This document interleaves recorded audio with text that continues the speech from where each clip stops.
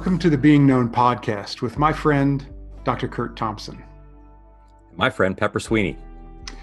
We are here to explore and discover what it means to be truly known. On today's podcast, we're going to be talking about the mind. Kurt, do you mind?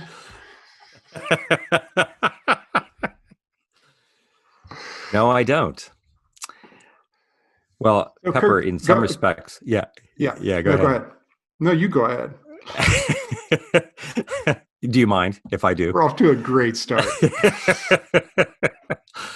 In some respects, this episode is pretty foundational because we're talking about that part of the human experience that people come into my office to ask questions about, because they're symptomatic in some way, shape, or form. You come to see a psychiatrist when you are having problems with your mind, so to speak. I mean, that's what people are thinking because we are depressed, we're anxious, we have manic depressive illness, we have challenges in our marriage. And in many respects,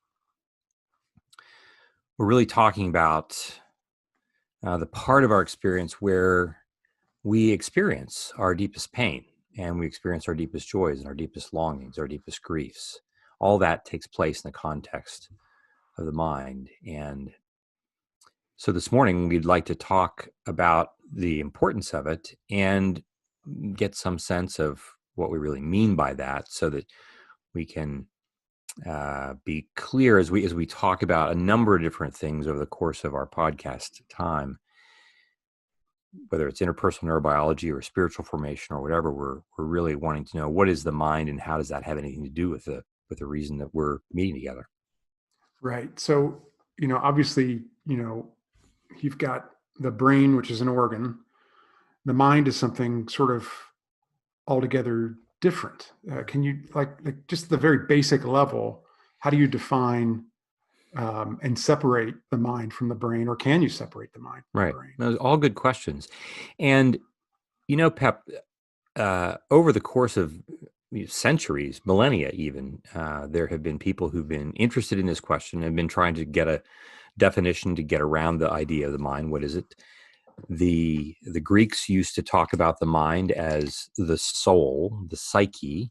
The Hebrews would talk about the soul in a different way. They were talking about the felt inner deepest sense of who we are as human beings. More modernists, we often tend to think in terms of the mind is the thing with which we think. And especially people sometimes can think that we reduce the mind to the brain, that's really all that it amounts to. It's just the thing that's in my head, that organ in my head, and that it also is the thing with which I primarily think. And the term interpersonal neurobiology that we've talked about on another episode, it is a field of science that includes lots of different scientific disciplines, all of which have a stake in the definition of the mind, all of which have a stake in answering the question, what is the mind and how does it operate? And more importantly, what is a mind when it's flourishing? And so we have a fairly straightforward working definition of the mind in the field of interpersonal neurobiology. And I think that what I'll do is I'll talk about it. I'm just going to name it. But it's our listeners are going to find that there's a lot of terms we want to go back and unpack, but I'll just name it that the mind is first, it is an embodied and relational process. That's the first part of our definition, that the mind is an embodied and relational process. And by embodied, we mean that it is certainly the brain, but it's so much more than that. And one quick example of that would be, if you are anxious, how would you know that you're anxious? Now, we think that if I'm anxious, I have anxious thoughts. But if I'm anxious, I also know that I'm anxious because I feel it in my chest. My heart's beating really fast. Or I feel it in my stomach. I get butterflies. Or I feel it in my face when my face flushes or my hands get sweaty. So we know that the mind, in fact, is first of all embodied fully. We have to include our entire body when we think about the definition of the mind. And this is consistent with the Christian notion that the Lord God formed the man from the dust of the earth. This is Genesis 2:7. Formed the man from the dust of the earth, and he breathed the breath of life into man's nostrils, and man became a living being. That he forms us out of mud, that we begin with mud, that there is this sense of physicality. Before we are anything, we are physical beings, and the mind is first physical. It's an embodied, and it's a relational process. And by that, we mean, a quick example is that when a baby comes into the world, a newborn, with its approximately 100 billion neurons in her little brain,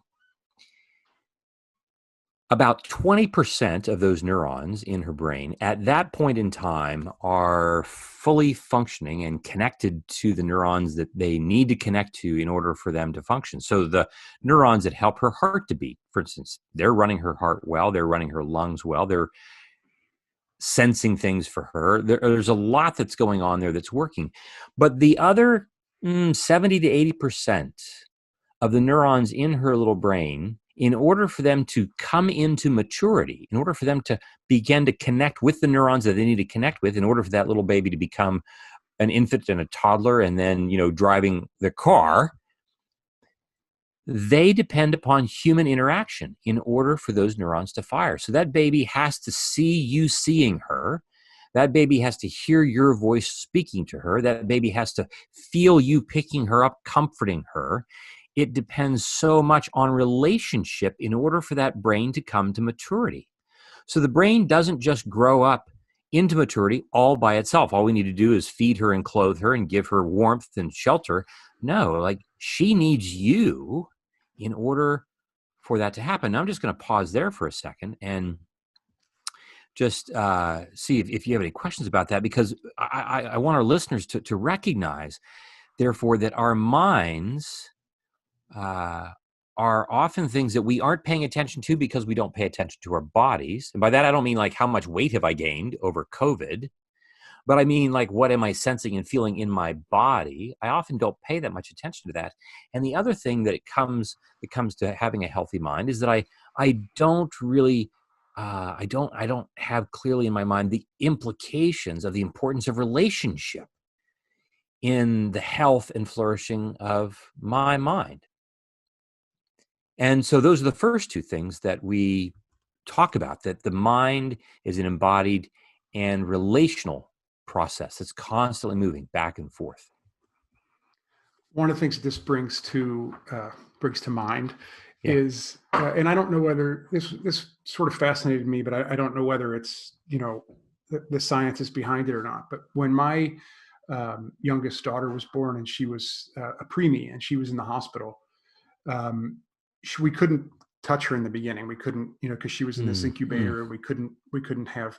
And it took a while before we were able to have this skin to skin contact, right, where we could, I'd go and rip my shirt up and just put her, hold her there.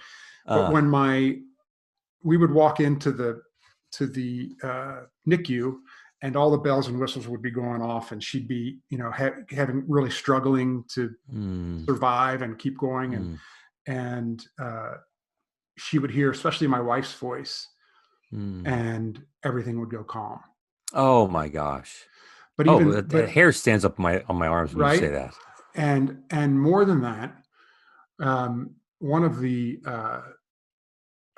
the lactation nurse or somebody was talking to my wife, and she said, when you lay your baby on your chest, the baby's somehow what is produced in your milk will change based on what the baby's needs are, and this connection here. So, like I say, I haven't researched the science behind it, but it just feels like a picture of this mind connection, this relational connection and development that happens there. That happens there.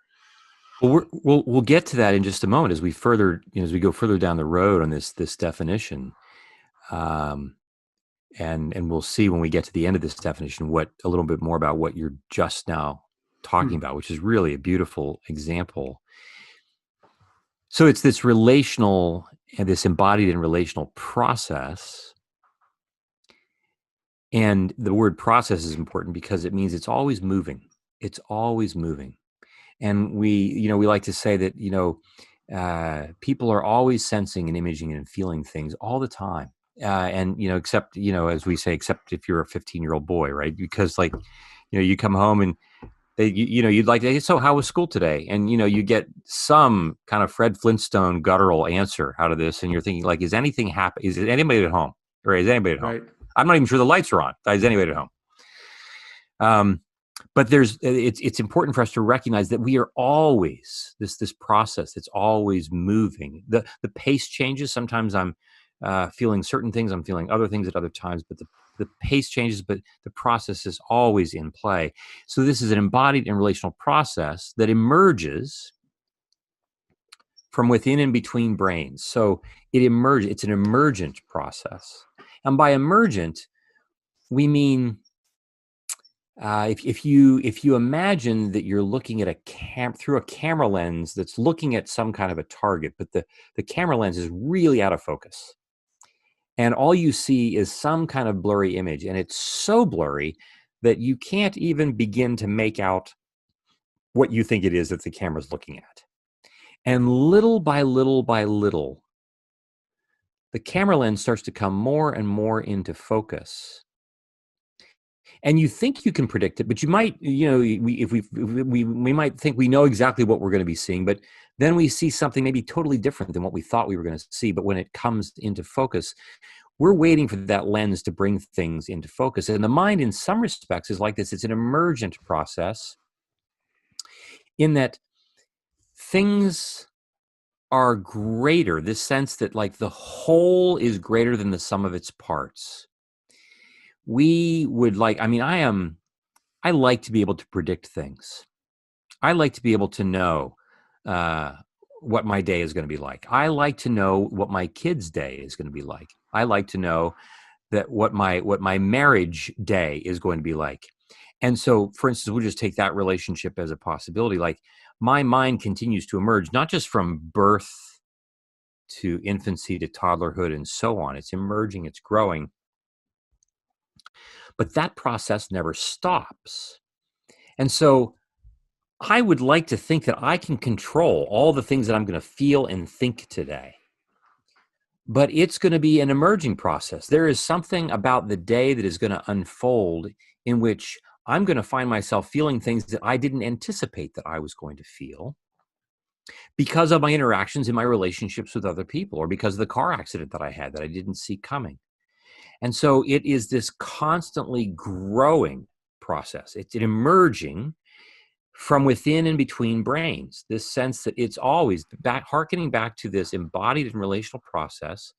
It is an emerging process. And so when I leave my house in the morning, one of the things that the Christian story really invites me to do is to anticipate that this is going to be a day in which things are going to happen, in which I am going to be changed by the end of the day. And I'm going to be changed in ways that I can't always 100% predict.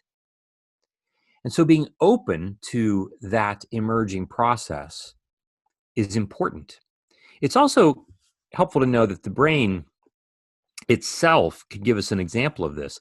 If you take one neuron, it's a pretty elegant anatomical, thing, but it can't really do very much all by itself. And especially neurons that are housed in the part of your brain that keep your heart beating, by themselves, they can keep your heart beating, but they can't give you Tchaikovsky. But neither can the prefrontal cortex out here all by itself in Tchaikovsky's brain give us Tchaikovsky. He has to have the neurons that are charged with doing something totally different, that are going to work together. They're going to combine. They're emerging from within and between brains. And like what's happening right now, this podcast couldn't ever be what it is without you and Amy being together with me on this, right? This whole thing emerges from within and between brains. Again, there's a certain sense of humility that my mind is not just my own. my mind, what I sense and image and feel and think, certainly those things are happening within my embodied experience, but so much of what is and makes up my mind and what I think it to be has everything to do with the interactions I'm having with other people. The beauty that we see in the world isn't just because of me and me alone. It's because of these interactions that I'm having with other people. So there is this embodied and relational process that emerges from within and between brains, whose task it is to regulate the flow of energy and information. Now, this whole definition is a bit of a mouthful, and you feel like you got to have a graduate degree in neuroscience to understand it, or even to repeat it. But it's really intended for us to pay attention to as a way for us to be curious about how we can flourish. So when we talk about how the task of the mind is to regulate the flow of energy and information, we mean the following. First of all, we don't control things, we regulate things. Human beings actually don't control anything. We have agency and we can regulate things, but we don't absolutely, like dictators, control anything. I can't control my heart rate absolutely. I ultimately can't even control my breathing rate. I can regulate it. I can move it up and move it down, but there are going to be certain parameters within which, I can only hold my breath for so long and then I got to start breathing again. I regulate things, but I have agency. I do have the capacity to do something. And I have the capacity to take initiative to direct my attention, which we'll get to eventually. How do I direct my attention to the things that I want to become? When I'm being invited to have my attention distracted by so many other things in the world, right? So I'm regulating the flow of energy and information. By energy, we mean all of this neurobiochemical. I'm going to wait for this. Answer it. I thought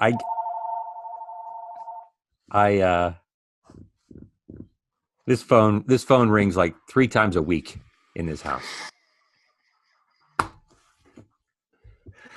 Okay. You know what I just got on my phone? It says telemarketer missed call, but I have mine turned off. Well, yeah, and mine's turned off. But yes, this it's not your phone. I understand. Yes. Okay. So you're going back to regulate the flow of energy, I think. Is where Right. So to regulate the flow of energy and information, by energy, we really are referring to this neurobiochemical stuff that's flowing around between our brain and our body, but not just all those impulses that we learned about maybe in 8th grade science, all that electrical stuff that's going down the neuron, but also the energy, Pepper, that's going on between you and me. It's not just the energy within me, it's the energy between us, because we like to say, we know that about 80 to 90% of human communication, the volume of it, the bulk of it, how we communicate is nonverbal in nature. Well, how do we actually know what those nonverbal cues are? It's because of literally the photons and the waveforms of the sound and the light that's coming across the room from you to me. It's that energy that is felt between Hope and you when you lay her on your chest. So earlier when you were mentioning this experience that Hope would have in terms of how even her presence in Nell's body would change the content of how Nell's milk content just shifts because of what Hope needs, because of the contact and the presence. We're talking about energy exchange between people. And it's not a question of if it will happen. It's a question of, are we paying attention to the fact that it is happening? And so here right away, we already see, we wonder, do I mean anything to people? We would want you to know when you walk in the room, literally, the electromagnetic physics of the room change. And of course, for you, Pepper, that happens all the time because if you're the most beautiful man in the world, okay, this just happens all the time. Uh-huh. But I think part of what is important for us as believers is to recognize that God has made us as people who regulate the energy in the room. And part of what has happened in the Garden of Eden and with our shame is that we are cut off completely from being aware that I am a regulator of the energy in the room. I'm a steward of all of this physical energy that's taking place in the room. It's energy and information. And that's what's the other side of this energy, because we humans are always in the business of making sense of what we sense. We give meaning to all the energy. I see the look in your face and I make meaning out of that. I hear the tone in your voice and I make meaning out of that. It's gonna translate into information, not just in my mind, but between us. And collectively, we are going to be, as we've talked in an earlier episode, we are storytellers. And the ultimate way in which we make meaning out of all of this emerging energy is that we tell stories. And we tell stories in such a way that we want our minds to flourish. And there are some kind of rules and some guidelines that we think about when our mind is flourishing and isn't flourishing. But that's just, I know that's a little long-winded, but it gives us an idea about what we, with interpersonal neurobiology, how we think about the mind, so that we're clear that we're not just, our mind isn't just the thing with which we think. We have this little acronym that we use. It's called, we spell it out, SIFTB, SIFTB. And each of those letters, it's kind of a shorthand for what the mind, this defined entity that we just talked about, what the mind actually does. And the mind, it senses. We sense for the S. We image for the I. We feel. We think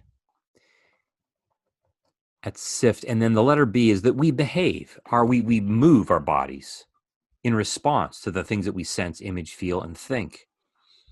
And so that little shorthand acronym, SIFTB, is kind of a helpful way to kind of keep that in our hip pocket instead of like memorizing the entire definition that we've already talked about, as a way to just be curious about at any given moment.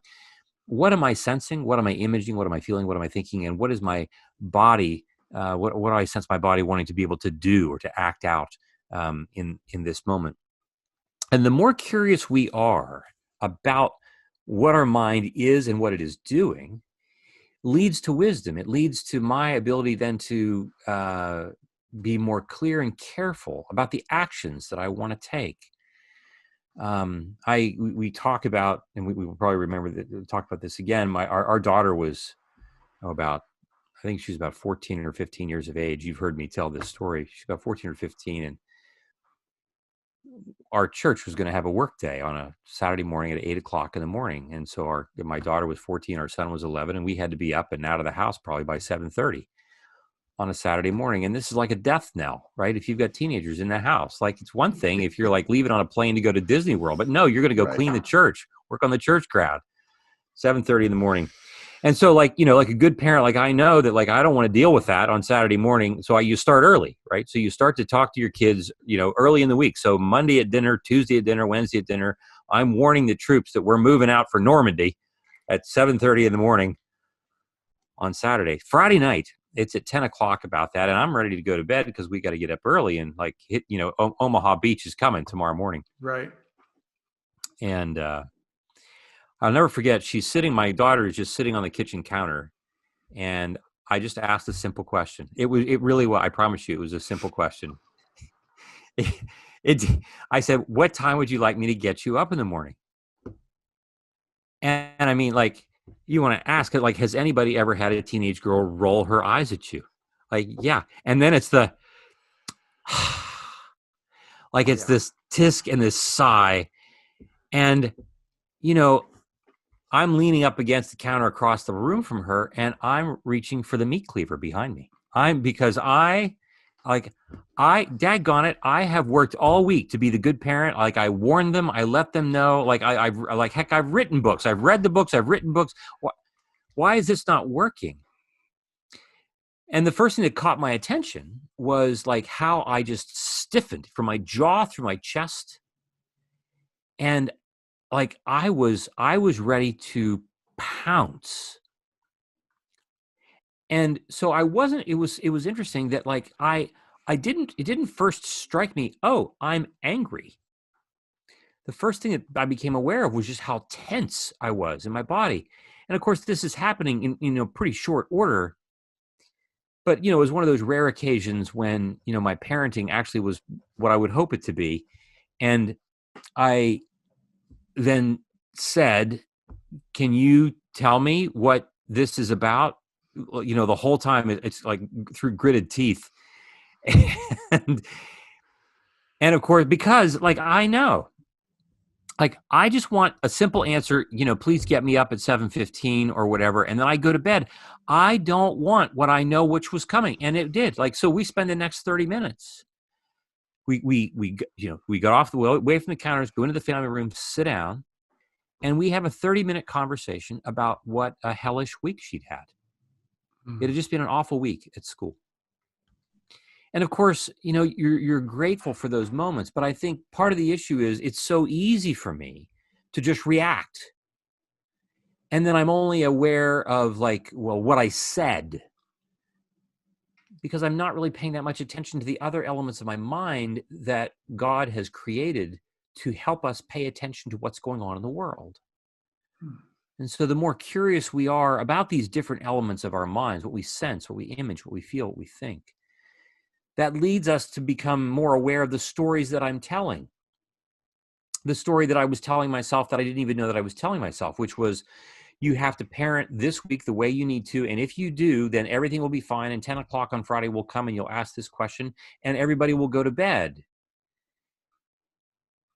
I wasn't aware that embedded in that story was that I need this to be the outcome of the week or else I'm not going to be okay. I don't have the flexibility or the endurance or the capability to have yet another long conversation from 10 to 10:30. Like, I don't have what it takes. That's also part of my implicit story that my brain is trying to tell me. But if I'm not going to pay attention to these other parts of my mind, I'm not going to know. So I know that's kind of all long-winded there, but that gives us some idea about what we're talking about. So can this energy, this sort of electromagnetic energy that passes between us, can that be measured? It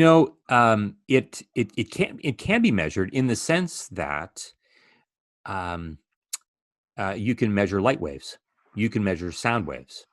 So the data on, if you can go into a studio and you can measure what people actually hear when other people's voices are spoken. Research that's been done on how people even see things pass before them in very fast photographic fashion. People see things that they don't even know that they see. And the things that they see, if you're shown, for instance, a short video, and in the video is embedded every so many frames, there's a frame of a frightening picture, but you don't really pick it up consciously, but your brain still registers. And then you find yourself feeling afraid for reasons that you don't know. Or when you listen to a piece of, you watch just a video film footage, for instance, of a walk in the woods, and you attach to that a certain like comforting, lilting music score, and then you measure the tone of sweat on a person's arm. But then if you match it to a different music score that's kind of more sinister, like frightening, you have a different layer. You have a different measurement of the tension and tone in a person's skin. And so these are just some of the ways that, apart from even the stories that we're telling, these are just ways in which we've measured the differences in terms of how people take in and respond to the nonverbal energy, as it were, that we experience in the course of communication across the room from inanimate objects, but also from other human beings. And so it's important for us to be aware that we are actually going to be changing the minds of other people at any given moment merely by walking into the room. You So, walk into the room yeah. and someone sees you, and if they've never met you before, they like a false sense of curiosity might raise up in them. Or if they've seen you and they're your good friend, this fullness raises up, and you haven't even talked to them yet. They just see you walk in the room. Yeah, yeah. Yeah. Um, does the does the mind, I know that we've established that part of the mind is embodied in the brain. Um, does the mind, is it capable of changing the brain? It would seem like, yeah, it would seem like it. My answer would be, before you get, would be yes, it does. But I'm curious to know what the truth is. Right. Right. Well, this is the beautiful thing about the gospel as well, that when St. Paul writes in Romans 12, therefore I beseech you by the mercies of God. And notice he doesn't say by God's edict, by God's order, by the mercies of God, present your bodies. Present your bodies a living, whole sacrifice. Present your bodies. It's really striking to me. He doesn't say present your minds. He doesn't say present your thinking.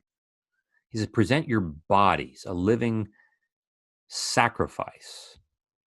And don't be conformed to this world, but be transformed by the renewing of your minds. And St. Paul was, he's this brilliant writer where he's always mixing these metaphors together, and he's talking about a single topic but using different words to approach it. So present your bodies, but transform your minds. And in those words right there, 2,000 years ago, we have the language that gives us this sense that my body and my mind is all part of this same matrix. And so we can, if I'm going to practice paying attention, one of the exercises, for instance, that we give to people regarding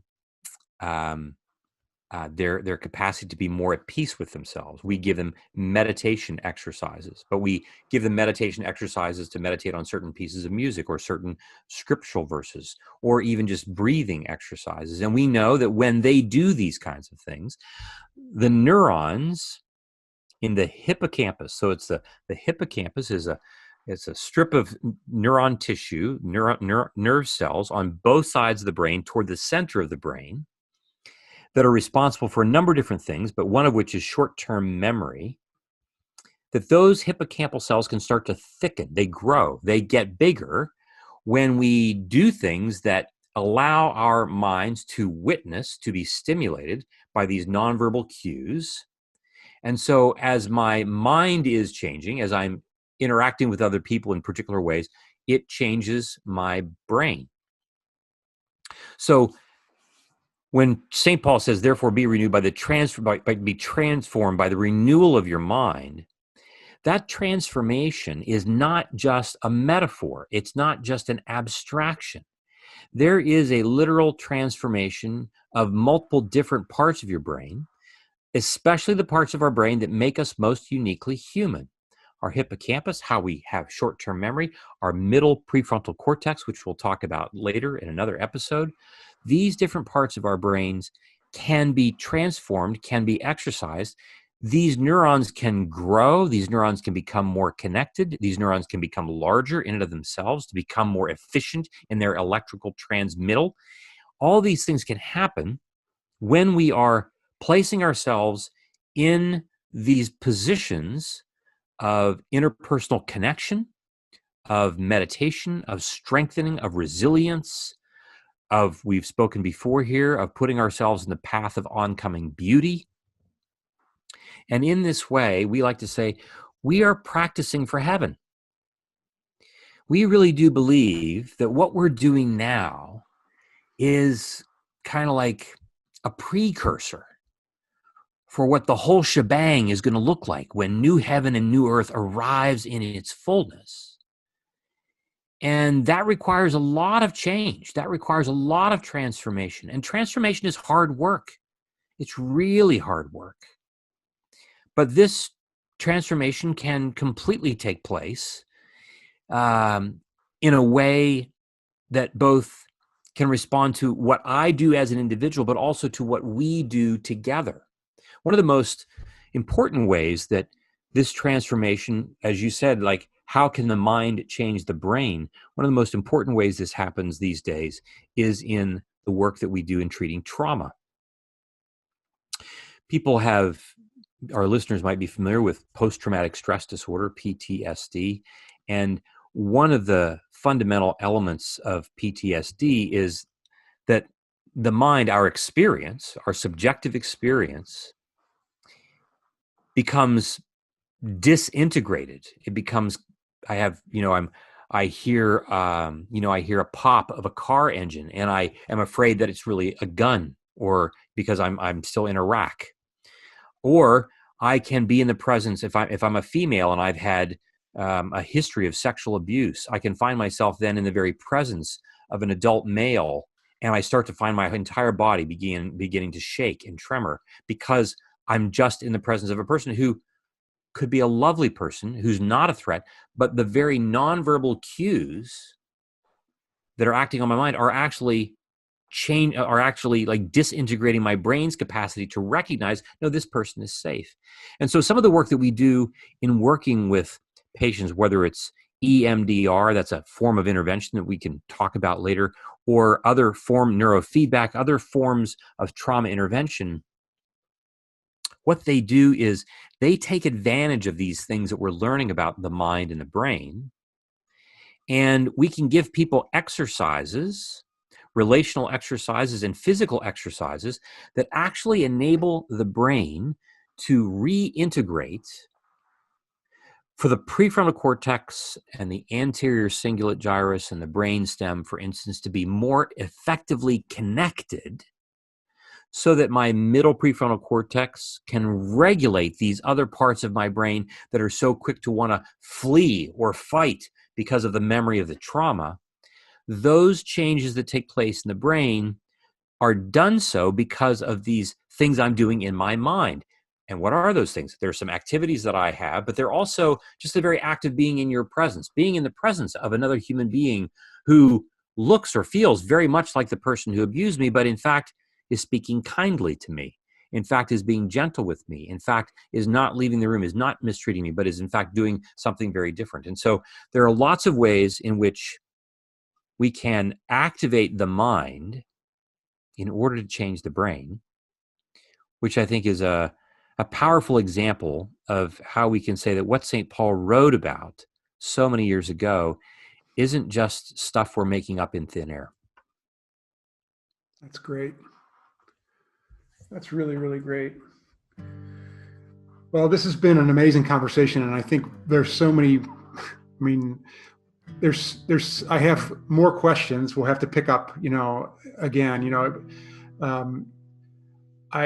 it makes me appreciate what Gandhi said. He said, I'll never let anyone walk through my mind with their dirty feet.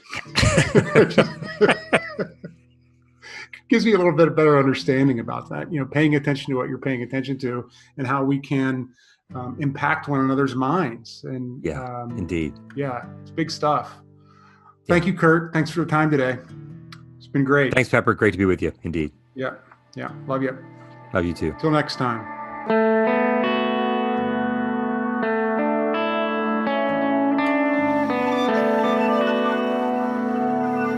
This podcast is produced by Kurt Thompson, Pepper Sweeney, and myself, Amy Chella. Audio production and music is provided by Noah Needleman. If you want to connect with us, you can find us on our website, beingknownpodcast.com, or you can find us on social media at beingknownpod. Be well and be known. You to hold, who lifts my life.